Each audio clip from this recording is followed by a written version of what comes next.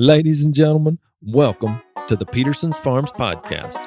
We are so excited you're here. We appreciate you joining us, and we look forward to sharing these conversations with thought leaders from our industry. They're going to paint a picture from every perspective, consumer, customer, vendor, employee, and peer, that I think is going to be super valuable, and we're really excited to share. So thanks for tuning in. Remember, don't tune out and grab life by the bacon. All right, everybody, we've got a good one for you this time around. If you're interested in decision makers within retailers, a person that has influenced the industry throughout his whole career, you got to go look up Ed Cifu. He's currently running the Market District banner within Giant Eagle, and I hope you stick around and pay attention to how he thinks about things. If you're in the industry, if you want to work within the industry, if you want to serve consumers of meat through grocery, this guy knows a lot. We've been acquainted. I call him a friend for years. We met, and he took me to have oysters in Charleston, South Carolina. One time I was down there opening a Whole Foods store. He was running that region at that time. And since then, we've just stayed in touch. We're not working together this very moment, but we have in the past, and I really appreciate his perspective and insight and willingness to be on the show. In full transparency, the audio for this episode is tough. I just want you to know that going in, just some of the quality, the internet, all those recording, difficulties or stars did not align. I've listened through it. I enjoyed it. You did have a hard time hearing me, hearing him at some points, but there's still enough volume and audio there. You can hear the conversation. I just wanted to make sure you knew that. Oh, and by the way, if this is your first time to the podcast, forgive us for that. I know the first experience needs to be really great. Well, I cannot take this kind of content and not put it out. Kind of against the advice of my producer, we're putting it out here. I hope you enjoy it. I hope you understand and don't get turned off by the quality on this first one, if this happens to be your first one. Also, I want you to know, my name's Neil Dudley. I've been doing this. I work at Peterson's Farms. I'm the VP of Business Development, and been doing this for 20 years. I started in the QA department, worked myself up to being a part of conversations with thought leaders in the industry, making decisions about where our brand, where our company's going. I want anybody interested to have a better understanding of where your food comes from. That's what these conversations are about. I hope you stick around and hear all about the illustrious career of Mr. Ed Cifu. Let's do it. We're back again with the Peterson's Farms Podcast. Hi, out there on YouTube and anybody listening. We're just really appreciative of you spending your time with us. And I want to say thank you to all the guests, especially today's guest. His name is Ed Cifu, and I've known him probably my whole career. He's one of my favorite stories to tell has to do with Ed. And maybe we'll get into that, but I don't want to steal the show. Ed, tell everybody a little bit about who you are and what you do. And then, just a short 5 minutes, because they can probably Google you or get on LinkedIn and see your career and all those things. I want to hear about what you know from the industry and from the seat you sit in as a business partner. Maybe we're not right now today, but we're exploring the idea, and we have been business partners in the past. That's the stuff I want people to hear. Bridge version is I started off in a family business. My family had a market in Manhattan for almost 70 years. Worked there as a kid, took over from my dad, kind of gave it up when my partner had an accident. He was hit by a car and gave it up. Went to work a little bit as a butcher. Then where it got exciting was I threw my resume on Monster and wound up as a meat coordinator with Whole Foods in Atlanta for 10 years, 2002 to 2012, where we met. From there, a bunch of guys who were working up in Pittsburgh with Giant Eagle. Went to Giant Eagle as the category manager for meat and innovation. Did that for about 2 years. Giant Eagle has a second, Giant Eagle's a bunch of 180 supermarkets, a couple of independents, 15 very large market district stores, and 250 convenience stores, kind of like the gas station, Speedway kind of stuff. I got moved over to do meat, seafood, produce, and floral for the market district stores. And over the last 7 years, I've just inherited everybody's business parts as they have retired and moved on. So my current title is Director of Fresh and Specialty. So I do meat, seafood, produce, deli, bakery, cheese, candy, floral, prepared foods, our catering business, and our restaurants. So that's kind of the short version. Okay, good. Perfect. And for anybody that didn't get that full list, I'll get those in the show notes. All the different departments that Ed kind of oversees, the amount of fires that must have burning in your email, in your whatever communication y'all use internally on a daily basis has to be, especially right now with all the supply chain issues that seem to be a reality. How do you juggle all that? I oversee just the market districts, which are much larger, probably, a very large percentage of our company's sales. I have a great team, and actually, the fun part about it is something different every 5 minutes. And for as many fires as there are that many wins also. I'll give you a quick example.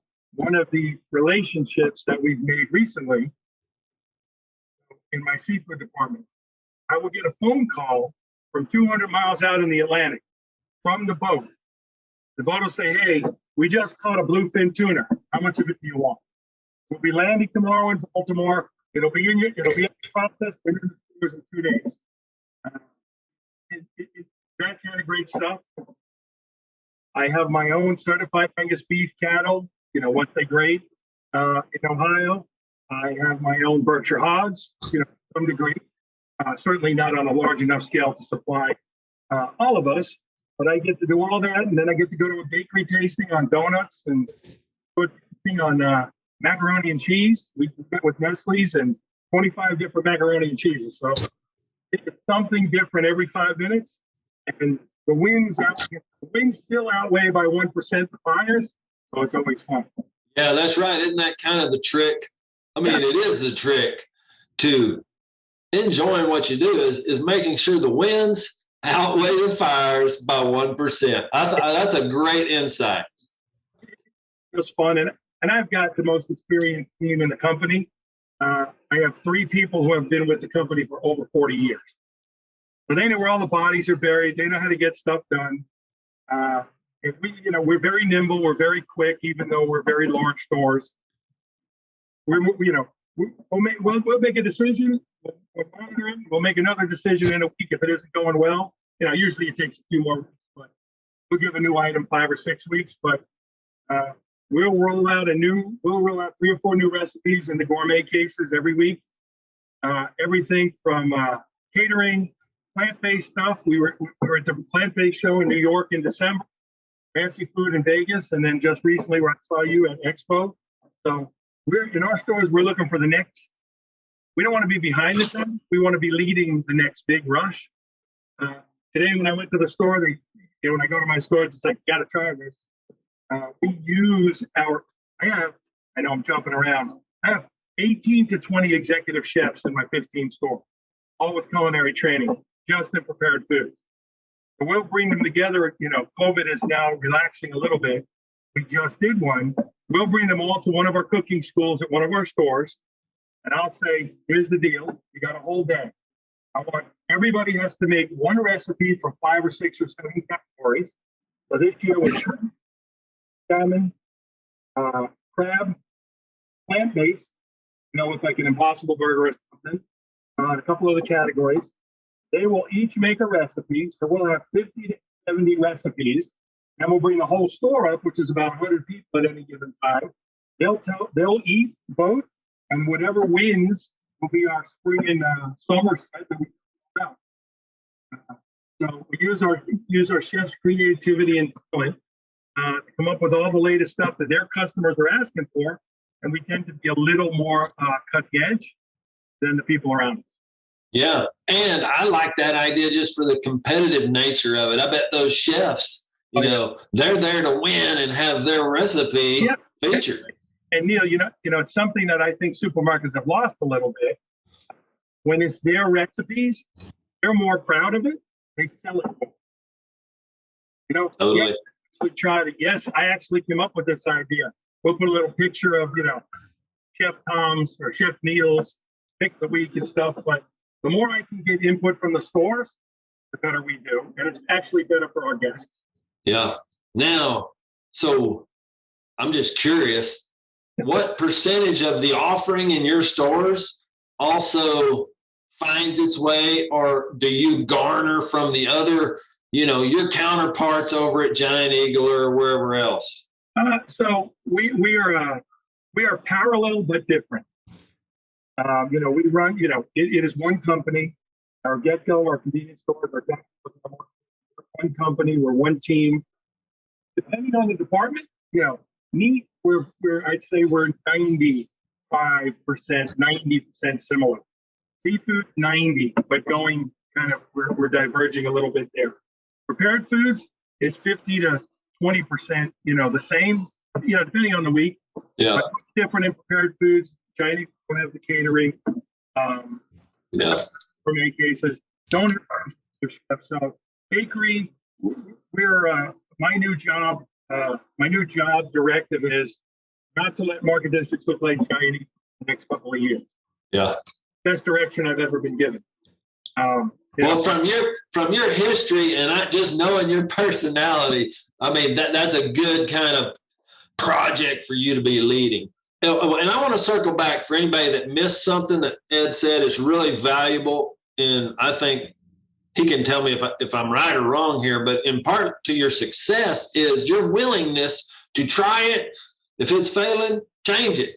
Just really be quick to shoot somebody straight. Look, I'm going to try it. If it's not working, we're going to do something different. That might mean we're done. But what do you think? So, yes, I have a large team. But when we go in a room and we do recipes and we do research and development and we try stuff, everybody's equal. If there's 10 people in the room and 6 people like it and 4 people don't, we give it a shot. Yeah. I think in 7 years, overruled them once. And said, no, we're going to try this even though everybody hates it. And to be honest with you, I don't know if I was right or wrong, but they're going to tell you I was wrong. Sure. Yeah, right. Totally. We, I have a produce person, I have a foods person, and bakery and deli, but they all work together. The other thing we do in our stores, everybody has a secondary team. So if you're the produce guy and you go into one of our stores, he has an assigned team. Go walk them, and I'll make it up, the meat department. As a customer, if you don't like what you saw, get on the phone. Grab somebody in the store, share with your counterparts so that you're not just going in and looking at apples and oranges. So we go in like customers. I shop a different store here in Pittsburgh every weekend. And just to kind of see what's working, what isn't working. But, the key now really is to getting the teams involved. A lot of companies in supermarket, it's top down. They'll send out a recipe. They'll send in the mix. I work, being a fresh guy, I work 50-50 with our grocery side of the building, which doesn't happen in a lot of supermarkets. So if, we're working on July right now, 6 or 7 different sauces that we're going to highlight in grocery, kind of cross merchandise in grocery or over in our departments, like, are we Neil's barbecue sauce, right? Well, do we have an item in the meat case, in the seafood case, and in gourmet that's using Neil's barbecue sauce? Yeah. So when Neil comes in to do a demo on that, now that we can get back to demoing, now that COVID's kind of cleaned up, are we using it across the store and trying to do an event? Yeah. Oh, man. And I can see, just your leadership pops through even in Whole Foods and just wherever you've been with that kind of thought process of, hey, that was a really great piece of working with Whole Foods and still that willingness and kind of flipping the traditional script and just the whole store working together and minimizing shrink. There's ways of doing that too that are really valuable. We have our company kind of all natural line. So we rolled out a Nature's Basket salmon and seafood department. A small island off of Norway. We buy all the salmon, only 80 people on the island. One day later, that's the only salmon we use in prepared foods. Yeah. You know, so it helps our partners. It helps the people on the island. It helps fresh. You know, it's just like buying off the boat. Yeah, you know, we're buying the stuff the minute it's on the boat. 3 big-eyed tuna. Last week it was 1 bluefin tuna. Yep. Yeah. You want it all. Take it. We'll take it to sell it. We have a store in Carmel, Indiana, which is kind of an affluent neighborhood. For a while there, before COVID, we were flying tuna in from the dock in Hawaii, 18 hours to the case. Yeah. My seafood teams, have to make the call. They're calling an island off the Florida coast, which is the most sustainable shrimp farm in the country. Then if they get the order, they're capturing the shrimp, catching it, processing it, and overnighting it to the stores. It isn't the least expensive shrimp in the country, but unless you own a boat, it's definitely the freshest. Yeah, and people, I think everybody realizes there's kind of a difference between super fresh and, you know, been there a while or kind of harvested. I don't know, produce comes to mind, just harvested green, ripened on the boat or whatever. So if you're after that really fresh stuff, Ed's stores are the place to go get it. Market District. Yeah, well, we offer both, you know, and people can choice. But try it. It's worth it. So yeah, you take that, Neil, to every department, every dip, every cake, every piece of meat, everything. My job gets it's a lot of fun every week. Yes, sir. I want to say one quick thing. You just mentioned you're working on July. I want to tell everybody we're recording this in mid-April. I'm not sure consumers or even vendors a lot of times understand you're working way ahead with a lot of your planning, a lot of your purchasing decisions. It's not like everything just is happening that week or last week. No, and especially in this environment, the way supply is, the way costs are, as you well know, you can make a great plan, but you're going to be tweaking it right up till the minute it rolls out. Yeah. You know, from a merchandising plan, stuff in a bottle, it's kind of easy. But whatever, you know, I got calls, you know, flour's going up, sugar's going up, you know, everything is just flux. We're getting vendors saying, hey, I've sold you a crumb cake for the last 2 years, but I can't make them anymore. Got to suspend it. So you can write the plans, but you just be nimble. And we got some pretty large stores, so there's some pretty good options no matter what happens. But yeah, we're working. We like to be 3 months out with the general plan, and then 2 or 3 weeks out with the details. Yeah, the execution. It's kind of like 3 months out planning, then you got to execute those plans. And like you said, they're so dynamic. Now, for those guys and gals like me, and probably even me, I'm not unselfish in this regard. What in your mind makes the best vendor? Like, who are the people you typically value the most within your group of vendors? It's real simple. I just want to say it the right way and capture it. You know, and I know it's your podcast, but people like yourself who you can pick up the phone and talk to. You know, being in this industry for a long time, working in Manhattan with a lot of great people, a lot of great companies. You know, we had a wholesale and a retail business. We worked with over 100 restaurants in Manhattan. We worked with a lot of executive kitchens. We did a lot of marketing with magazine. You know, a lot of the butchering. You know, but for people I can call up and go, like the gentleman who does my beef in Ohio. He's a little older than I am. Hey, Bob, what's up? He'll just call me up and say, hey, what's going on? Here's where we are. Things don't need to be in writing. You know, when it comes to business, quality assurance, quality standards, ingredients, and all the legal stuff you got to have in writing. But the best vendors and the ones I most want are people like yourself. I hadn't seen you in 10 years. Here we are 3 weeks later, like we hadn't, like we only talked last week. So people that take, you know what it is? People that take pride in what they produce are the easiest ones to work. Yeah. Well, and then it's almost valid for me to say the same thing. Like, you can answer your own question. If you want to be a vendor of Ed's or a vendor of mine, or if you're just a salesperson of any sort, Ed's a salesman. He's selling to every one of those people that comes in his store. We all have to think about it that way a little bit. And who do you like to do business with? Just somebody you can trust that's not going to, like, I love what you said. We haven't talked in 10 years. I've emailed you a couple times throughout there just saying, hey, you need anything? You didn't, whatever. But that relationship we built years ago stays good because we just did it right. About someone in the beef industry, Mr. Will Harris at White Oak Pastures. I hadn't seen Will in a couple of years, especially because of COVID. First text I get is a picture of the pasture.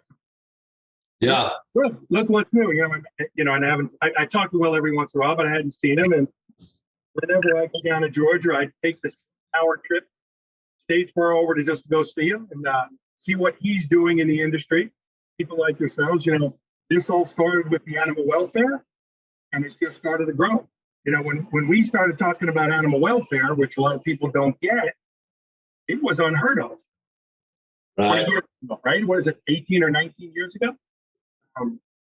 That time piloting the Global Animal Partnership for Whole Foods in my region of Whole Foods with Mr. Joel Kuttner, my former assistant.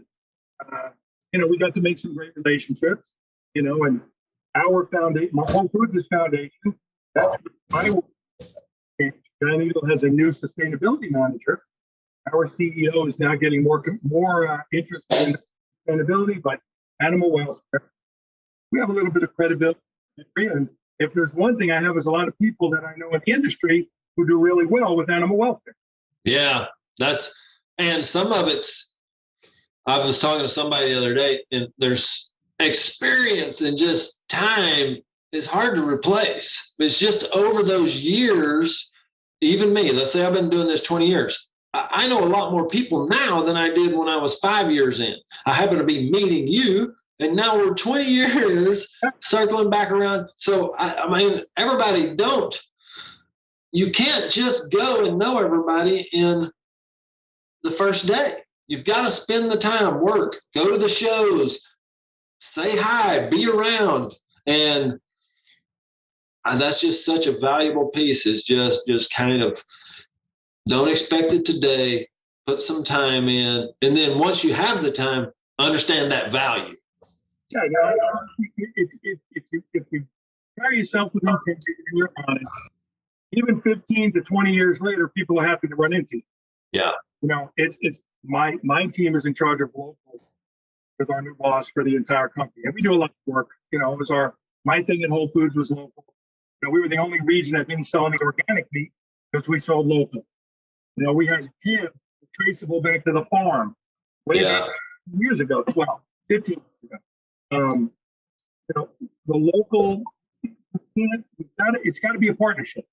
These are people that are just trying to grow their businesses, their families' well-being, leave something to the kids. The first people look at me when I came here, the first statement I would tell people, it's all good. At the first point where either one of us isn't making money, we have to suspend. Because if this isn't sustainable and somebody's losing, somebody's going to have some hard feelings and ruin the relationship. Yeah. It's better to stop business for 6 months and figure out what was wrong and get it right than to go to a point where the vendor was doing something wrong and we were annoyed or they weren't making enough money to sustain it. It's got to be a partnership. And then you can run into somebody 20 years later and it's, all right, let's pick up where we left off. So we run it that way at Market District. In my stores, my team knows that. Brutally honest, brutally open, transparent, and here's what we need. And the hardest thing when I was with Whole Foods, with all the people that wanted to sell to us, was saying, no, you're not a good fit for us. They're just trying to do the right thing for their families, their neighborhoods, their community. It is, but sometimes it's just not the right thing. And it's only going to, luckily I've got the experience now, it's going to cost them money in the long run. And it's just not for anybody. So, yep. I just want to say yeehaw. I hope everybody's listening, because that's some really great insight, business education. If you didn't know that kind of stuff already, Ed's telling you some really good insight into a good way to be successful in your business. And it doesn't even just have to be meat or food. I think those concepts, those philosophies work well really in life, anything you do. Okay, so I've got you. We're already, time flies as it always does when you and I are talking. But before we say bye, or like, where do you get the philosophy as a buyer? Like, how did you learn that?